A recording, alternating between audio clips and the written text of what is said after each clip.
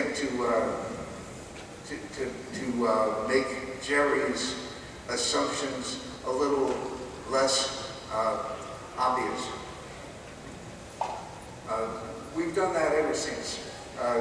Jerry is the sane one and I'm the crazy one. And either he's pulling me back or I'm pulling him forward. That's cool. Let's see, more question. Yes, sir.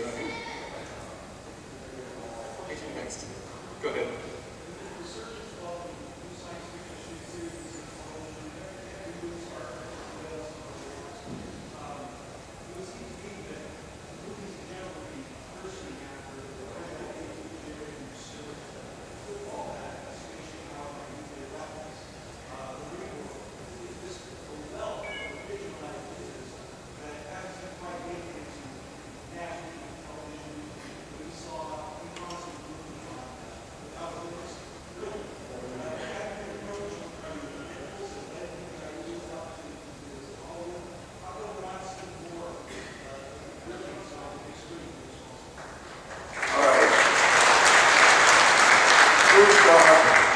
It's a buyer's market.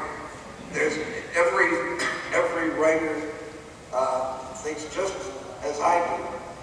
Every novel he's ever written would make a dynamite movie. Aside from that, I signed some contracts with the wrong guy over Ringworld.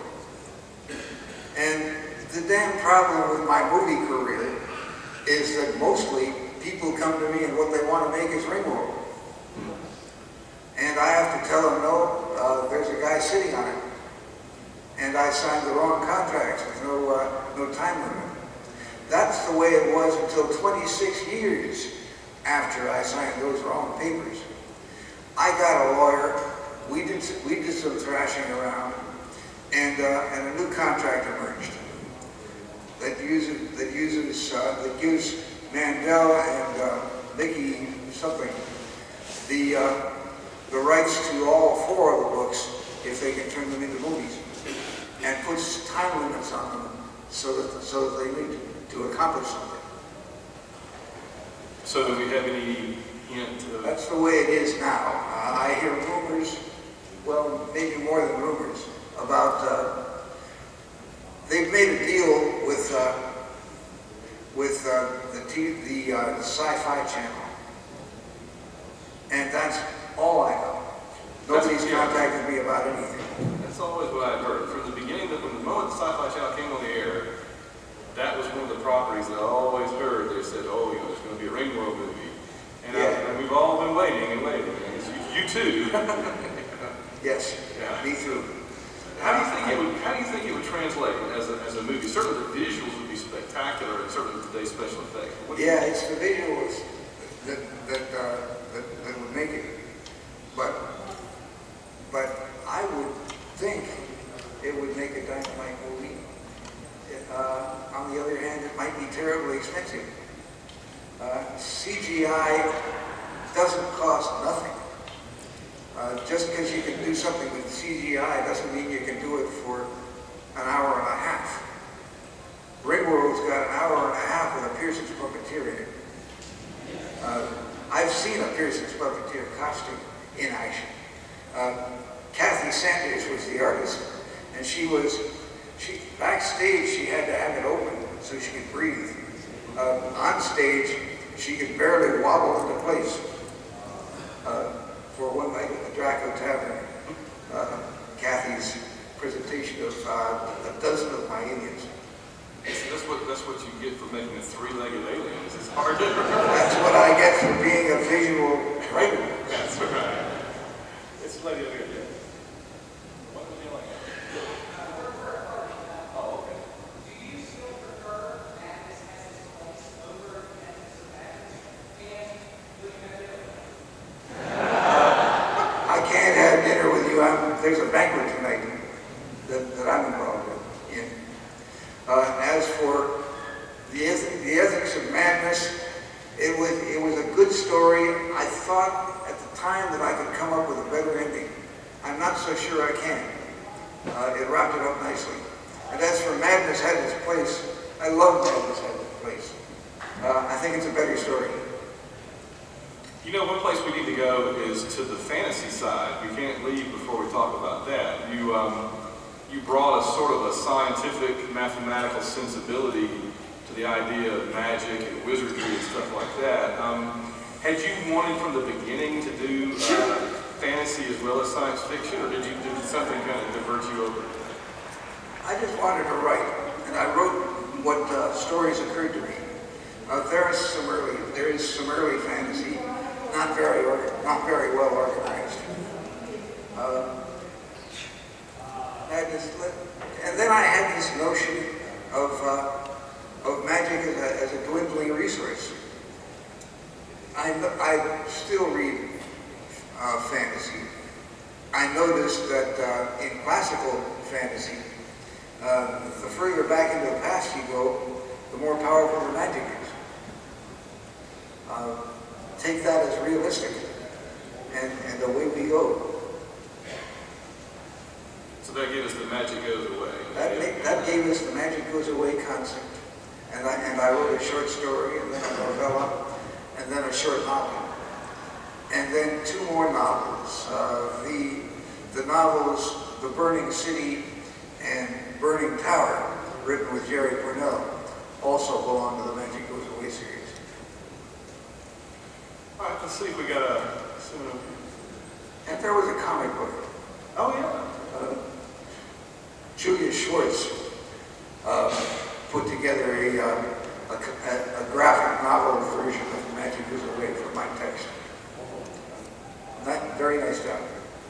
That's quite a name and beloved picture too. Yes. I noticed. I agree. Absolutely. Yes, sir.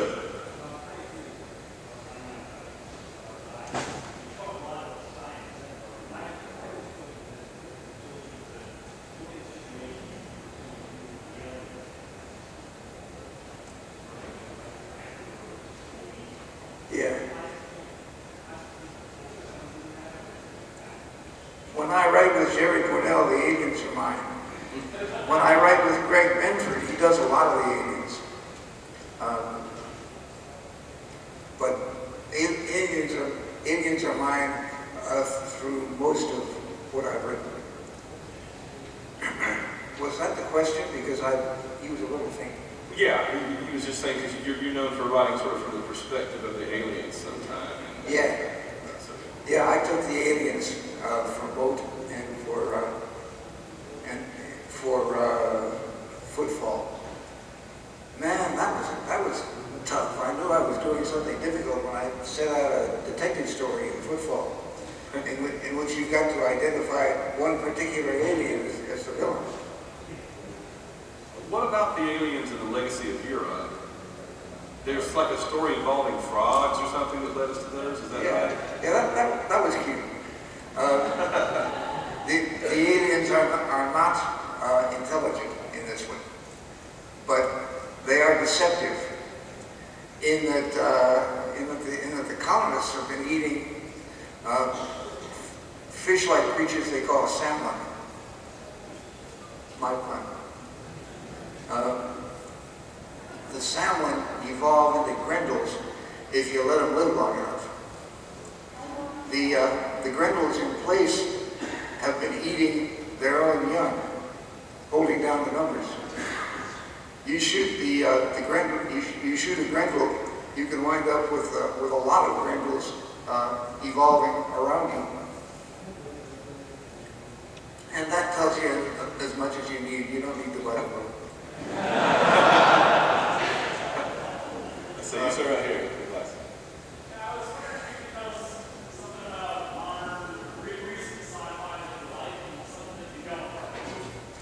I've got a lousy memory for names and titles, so that's a tough one.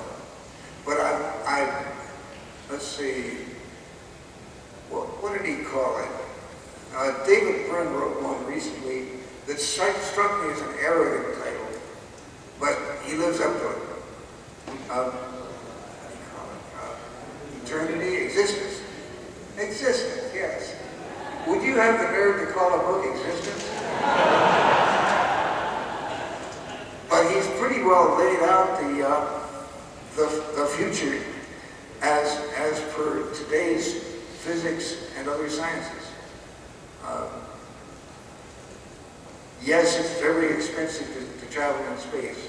Yes, you probably send probes. Never send yourselves. You send minds, and they come as beggars. You read it yourself. It's a great book. Well, you should just then up it and call your next book this year's Hugo and Nebula Award winner.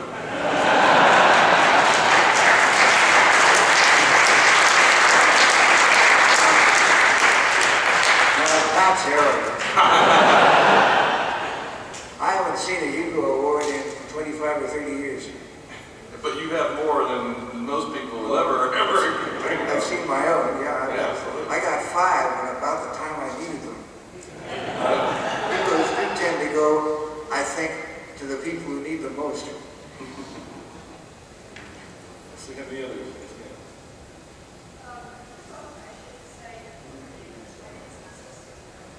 Oh, dear.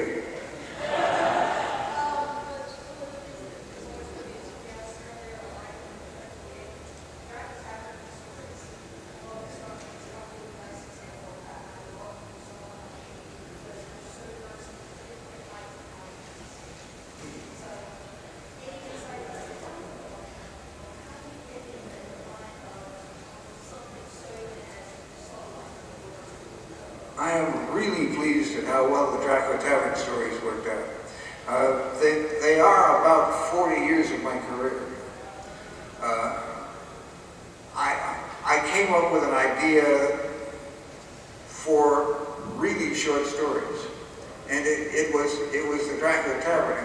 It was a bar where humans and aliens meet in Siberia. Where the magnetic poles touch down. That's just for cover. It didn't matter where I put it. The idea is to deal with philosophical concepts that are so universal that you can discuss them with things that aren't human and get answers.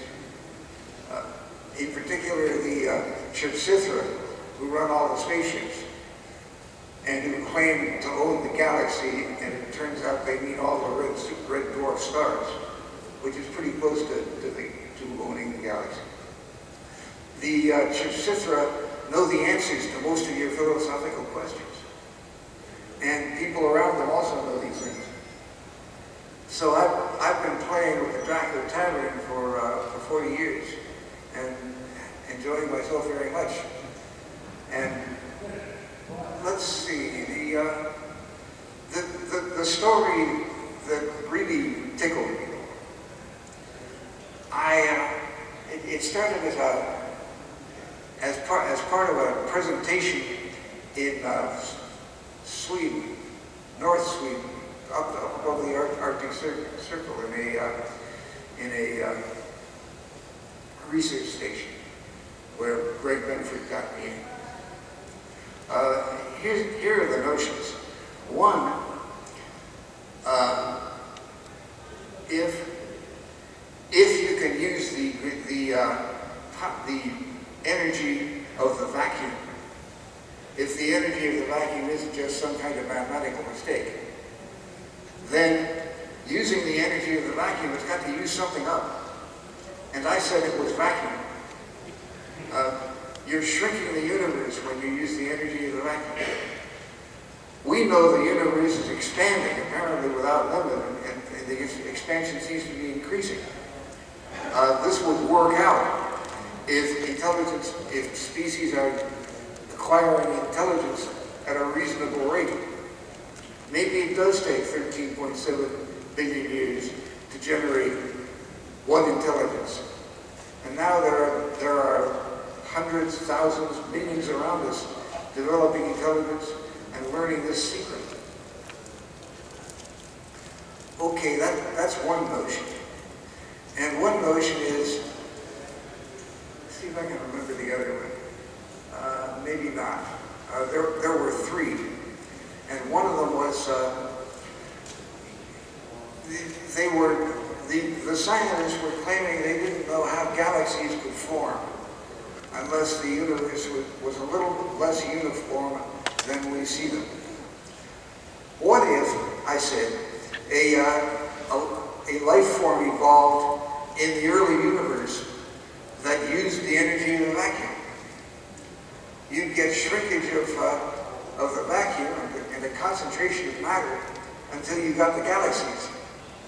And the galaxies, their life would prohibit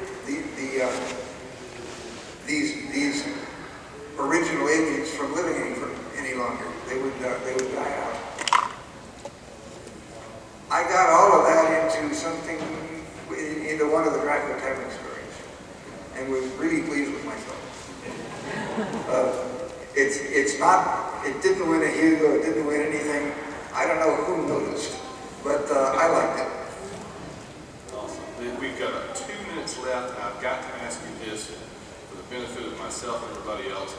What's coming up? What are you working on? What should we be looking for? I had this notion while I was flying here.